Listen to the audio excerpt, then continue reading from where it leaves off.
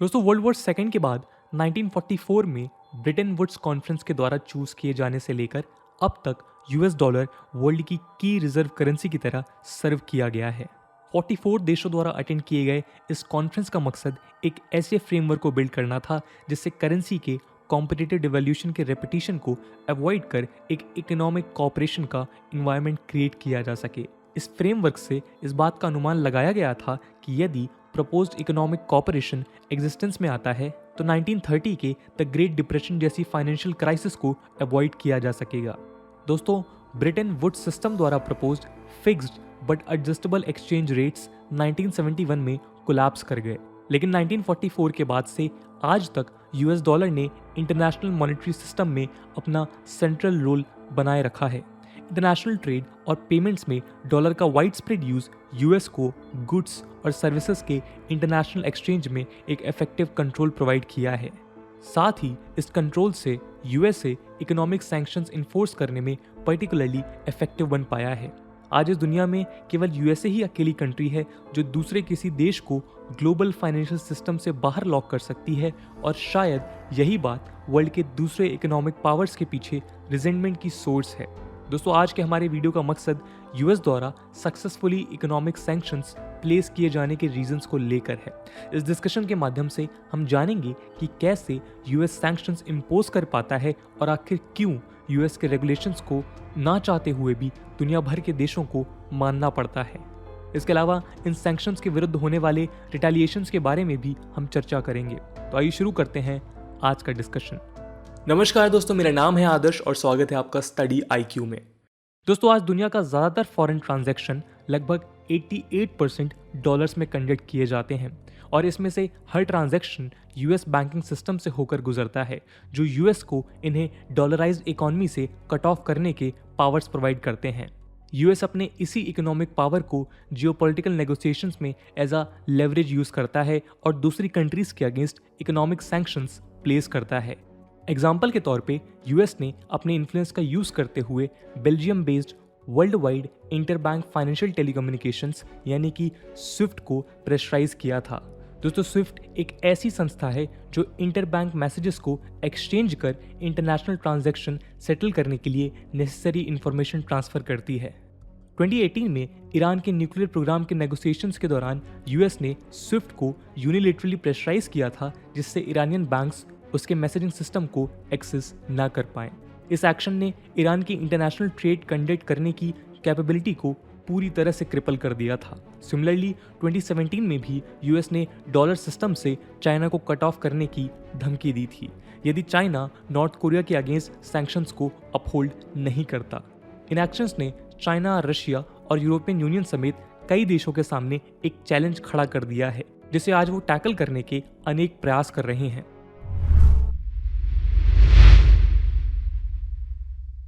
दोस्तों डॉलर का वर्ल्ड की रिजर्व करेंसी होने का स्टेटस यूएस को एक स्पेशल प्रिविलेज प्रोवाइड कराता है।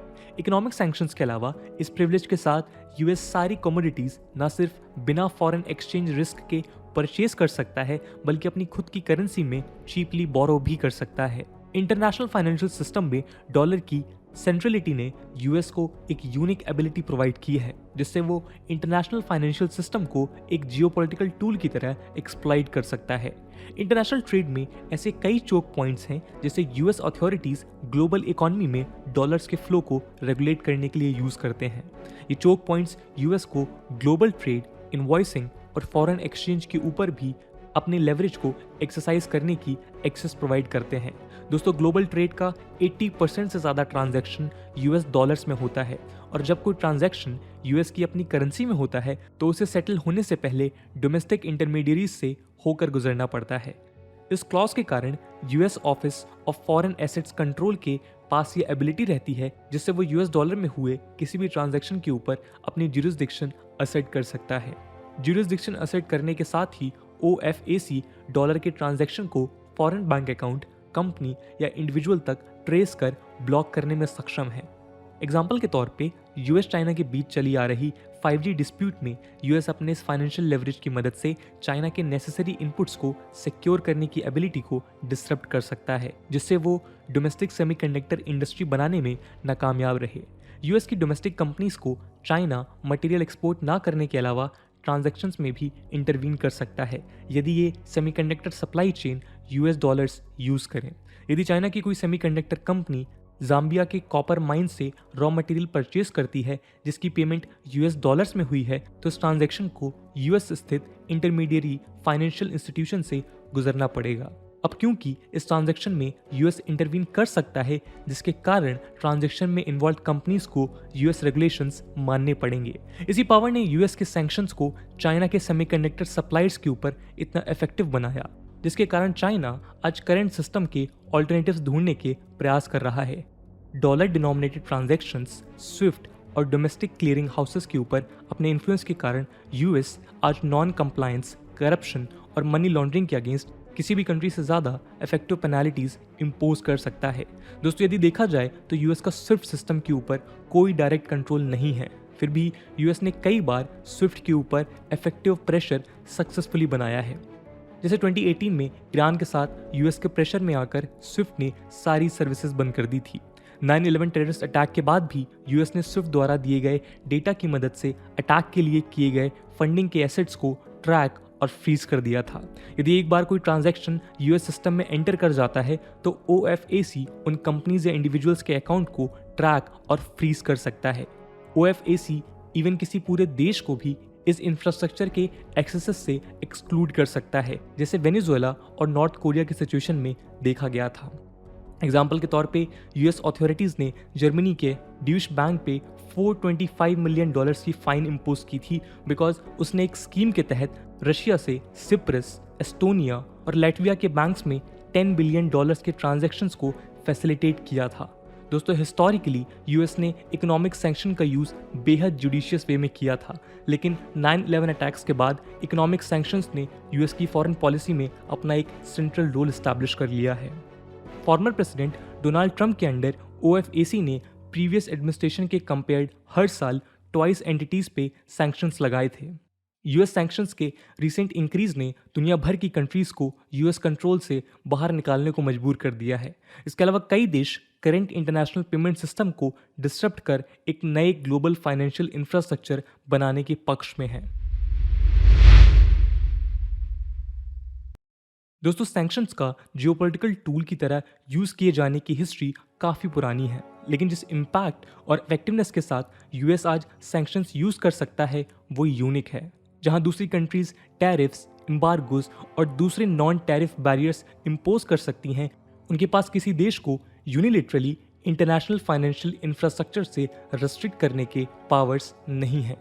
यूएस द्वारा डॉलर डिनोमिनेटेड ट्रांजैक्शन से किसी ऑर्गेनाइजेशन या इंडिविजुअल के एक्सेस को रेस्ट्रिक्ट किए जाने वाली एबिलिटी के कारण यूएस सेकेंडरी सैंक्शंस भी इफेक्टिवली इन्फोर्स करने में सक्षम है। दोस्तों, सेकेंडरी सैंक्शन एक थर्ड पार्टी इंडिविजुअल या ऑर्गेनाइजेशन के अगेंस्ट यूज़ किया जाता है जो यूएस की ज्यूरिसडिक्शन से बाहर होते हैं।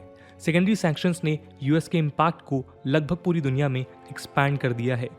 2000 के अर्ली ईयर से ही यूएस अपने इस पावर को एक्सपैंड करते हुए सैंक्शंस को जियोपॉलिटिकल टूल की तरह यूज़ कर रहा है, जिससे उसने रशिया और चाइना जैसी पावरफुल कंट्रीज़ को भी टारगेट किया है।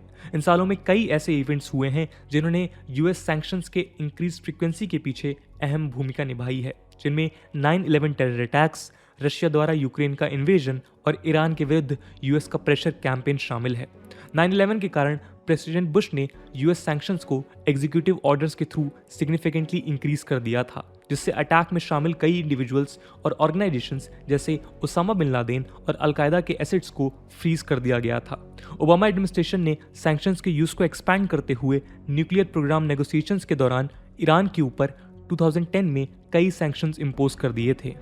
ओबामा एडमिनिस्ट्रेशन द्वारा सिमिलर अप्रोच 2014 में हमें देखने को मिला जब रशिया द्वारा यूक्रेन को इन्वेड कर लिया गया था। दोस्तों, यूएस सैंक्शन के विरुद्ध इंटरनेशनल पुशबैक तब एक्सेलरेट होता दिखता है जब ट्रंप एडमिनिस्ट्रेशन ने 2016 से 2020 के बीच 52% एवरेज एनुअल इंक्रीज के साथ ईरान, वेनेजुएला, चाइना और रशिया जैसे देशों पे कई सैंक्शंस लगाए। ट्रंप एडमिनिस्ट्रेशन ने सेकेंडरी सैंक्शंस के यूज को एक्सपेंड करते हुए फाइनेंशियल सिस्टम को एक्सप्लॉइट किया, जिससे प्रीवियस एडमिनिस्ट्रेशन से ग्रेटर डिग्री पे नेगोशिएशंस में लेवरेज एग्जर्ट किया जा सके।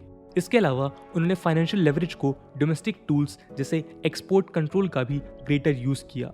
म्यांमार और वेनेजुएला के अगेंस्ट ह्यूमन राइट्स वायलेशन के तहत और नॉर्थ कोरिया के न्यूक्लियर प्रोग्राम को कर्ब करने के लिए भी यूएस ने इन देशों के गवर्नमेंट को डॉलर डिनोमिनेटेड पेमेंट सिस्टम से कट ऑफ कर दिया। दोस्तों, ये कंट्रीज जियोपॉलिटिकली वीक हैं और इफेक्टिवली रिटेलिएट नहीं कर पाई, लेकिन यूएस द्वारा चाइना और रशिया पर लगाए गए सैंक्शंस ने सिग्निफिकेंटली स्ट्रॉन्गर रिएक्शंस जनरेट किए। रशिया ने एग्रेसिवली रिस्पॉन्ड करते हुए अपने यूएस डॉलर शेयर को 2018 में 26% तक कट किया और उसने चाइना के साथ पार्टनरशिप कर रेनमिनबी का यूज इंटरनेशनल ट्रेड और अल्टरनेट पेमेंट मैसेजिंग और सेटलमेंट सिस्टम की तरह किया। रशिया के रिटेलिएशन के बाद भी अप्रैल 2021 में बाइडेन एडमिनिस्ट्रेशन ने सैंक्शंस को कंटिन्यू रखा और सोलर विंड्स साइबर अटैक और रशियन ऑफिशियल्स द्वारा एलिज्ड इलेक्शन इंटरफेरेंस के लिए रशिया की 6 टेक कंपनीज पे नए सैंक्शंस लगा दिए। सिमिलरली चाइना के टेलीकॉम कंपनी हुआवे पे चाइनीज गवर्नमेंट के साथ टाइज और इंटेलेक्चुअल प्रॉपर्टी थेफ्ट के कंसर्न को लेकर ट्रंप एडमिनिस्ट्रेशन ने सैंक्शंस इम्पोज किए। ट्रंप ने डोमेस्टिकली भी हुआवे और ZTE इक्विपमेंट के सेल्स पे बैन लगा दिया था। ट्रंप एडमिनिस्ट्रेशन के फाइनल डेज में भी यूएस ने चाइना के 14 हाई लेवल ऑफिसर्स पे हांगकांग प्रो डेमोक्रेसी प्रोटेस्ट के क्रैकडाउन को लेकर सैंक्शंस इम्पोज किए। बाइडेन एडमिनिस्ट्रेशन ने भी सैंक्शंस और एक्सपोर्ट बैन के साथ चाइना पे प्रेशर बनाए रखा है। मार्च 2021 में Canada, European union, United kingdom के साथ यूएस ने भी शिनजियांग रीजन में उइगुर्स के डिटेंशन में इन्वॉल्व चाइनीज ऑफिशियल के एसेट्स फ्रीज कर दिए थे। दोस्तों, जिस तरह से समय के साथ यूएस द्वारा इस वर्ल्ड के बड़े सुपर पावर्स के अगेंस्ट सैंक्शंस में इंक्रीमेंट देखी गई है, इस बात की आशंका जताई जा रही है कि शायद आगे चलकर कई देश इसका स्ट्रॉन्ग रिटेलिएशन करेंगे। कई ऐसे देश जो इंडिविजुअल कैपेसिटी में यूएस को अपोज नहीं कर सकते, इस बात की उम्मीद जताई जा सकती है कि यदि वो खुद में एक ग्रुप बनकर अपोज करें तो यूएस की मुश्किलें बढ़ सकती हैं। इसके साथ ही रशिया और चाइना द्वारा इन देशों को सपोर्ट करना भी यूएस के लिए एक चैलेंज की तरह साबित हो सकता है। यूएस ने जिस तरह से सैंक्शंस को एक जियोपॉलिटिकल टूल की तरह डेवलप किया है, इस बात की उम्मीद की जा सकती है कि रशिया और चाइना डॉलर सिस्टम के ग्लोबल रिलायंस को खत्म करते हुए ऑल्टरनेटिव ऑप्शंस डेवलप करने का प्रयास करेंगे। तो दोस्तों, ये थी कहानी इंटरनेशनल फाइनेंशियल सिस्टम में यूएस के कंट्रोल की। इस पूरे मुद्दे को लेकर आपका क्या ओपिनियन है, कमेंट सेक्शन में ज़रूर बताइएगा। आज की वीडियो के लिए इतना ही। आई होप आपको वीडियो पसंद आई होगी और अगर पसंद आई है तो अपने दोस्तों के साथ शेयर करना मत भूलिएगा। हम मिलते हैं अगले वीडियो में, तब तक के लिए जय हिंद, जय भारत।